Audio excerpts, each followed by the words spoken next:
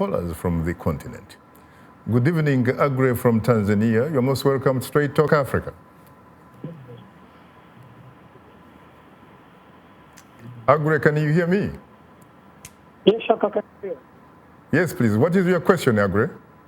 Well, my question today, Shaka, I just try to ask about the women. What are they doing exactly to empower the women who are exactly living at the villages? What are they? What? Hello, Shaka? Hello? What are they really doing to empower the women who are living and stay at the villages? Because it's happened that most of the time they're doing is benefit themselves to the women who are staying in town. Thank you. Thank you very much. Let's go to the other side of the continent, Liberia. Good evening, Abdul from Liberia. You're most welcome to Straight Talk Africa. Thank you, Shaka Spirit. My name is Abdullah, calling from Liberia this evening. I have a serious issue with our president, who happens to be the first female president in Africa. It is embarrassing to have a female president within a country where you have more women who are working within government, but they fail to empower girls within our country. We found majority of our young sisters in Liberia, they are living on prostitution, and for us, we don't think it should be that way. Looking at a country who was the first to produce a female president in Africa, and looking at that country with that type of bad record, I don't think it is the right direction that we should be going in. So I think it is now time that our international partners see reason to come in to see how best they can help us to combat this type of ills within our society, because you find majority of the young people, most of the time they push the issue of women should be empowered. Yes, we all know that when women are empowered in society, they will encourage more people to say, oh yes, not far away out to go to school and to acquire education so that tomorrow we cannot be liberated to men. But you find out in Liberia, majority of our sisters, they are not going to school only because the people who should be helping them out, they are not helping them out. Thank you. Thank you very much. I don't know exactly whether I got him, but can we answer the first question from Tanzania, which in fact asks you, if you remember correctly, what are you doing to empower the women in the villages? Is the question being addressed to me specifically? Not to you, but to the panelists. Oh, okay. Well, I will say personally, I have been doing a lot when it comes to girls and women issues.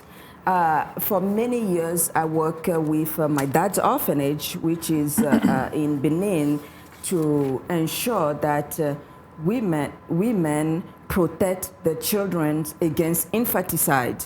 And infanticide is this ritual where a woman who deliver a baby breech, meaning that the baby had the feet first, they believe that is a bad luck for the family, and they have to kill the baby. Really? Yes, and a women or kids who start having their teeth first, they believe that is an evil.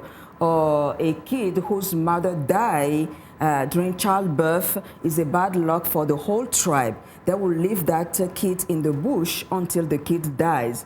And so since That is a practice that actually goes on in Benin? It is a practice it's not actually, it hasn't started in Benin. According to my research, this is something that's been going far beyond the Roman Empire, going that far. Have you heard about that in your neighborhood? No. It is going on, and it's still the orphanage is still there and has about 32 kids in it, and these are all kids who have been saved from infanticide. So since the 90s, as a teenager, we've been working hard, not only protecting the children, but also lately working with women in those areas to stand off against child abuse, stand against the protection of the children against such practice. And lately, also, I have been working closely with women to educate them, to give them sexuality education for sexual transmitted diseases that they're not aware of, that we in the Western culture we know about, but those women have no idea about. So a lot of the work that I'm doing now, empowering women and girls, whether they are in the rural area, in the urban area, or even in the diaspora, is regarding sexuality education for women. Because a woman who cannot stand and talk for herself, talk about her body, is going to be difficult for such women to be a leader and stand in front of people and raise her voice and talk about her own rights. Very interesting. What about the question from Liberia? I don't know whether you got it very well. No, I didn't. I was actually going to answer the first question myself. But I think the sense I got out of it is that, yes, you may have, in fact, a female president. Yes.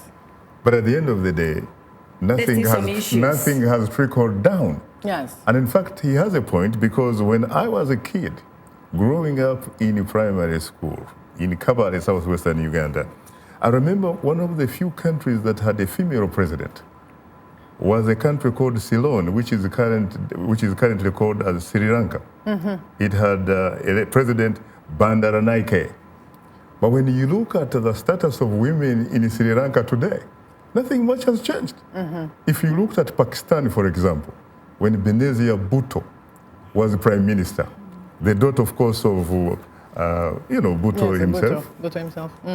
Nothing much has changed in terms of the status of women, frankly, in Pakistan.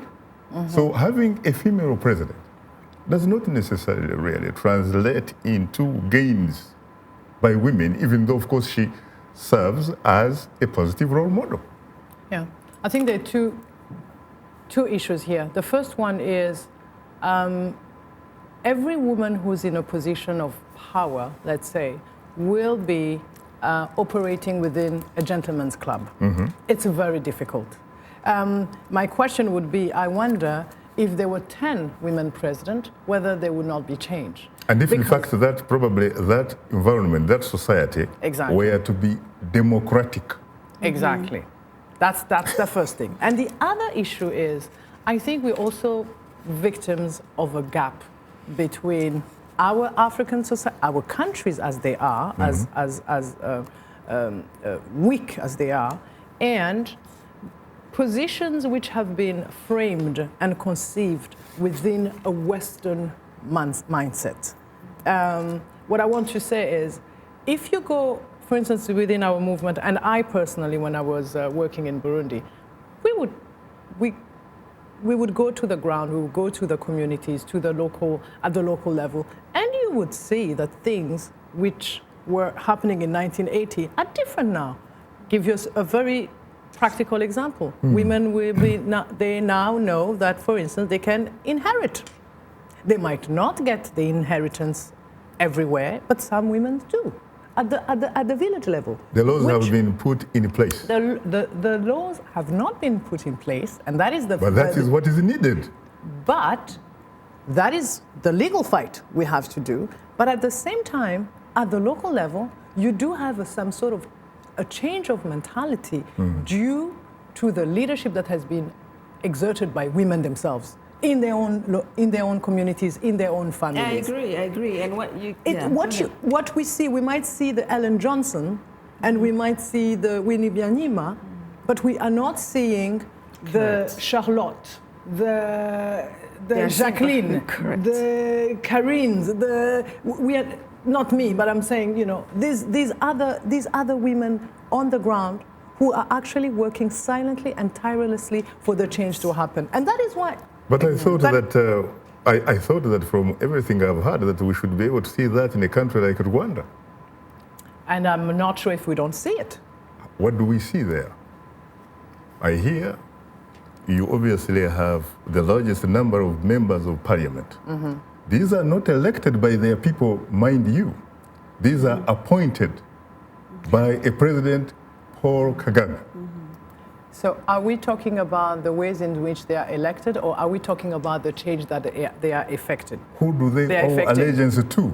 Do they owe allegiance to their people, to the women, or to the appointing authority? I think that parliamentarians in Rwanda I would be very surprised if they are not elected by their own communities, their own localities. My friend, you go back and do your homework. It all goes about this idea of Beijing. Unfortunately, you 95, talking about time a quota. happens to be our best ally. Time is not our best ally. I have to go.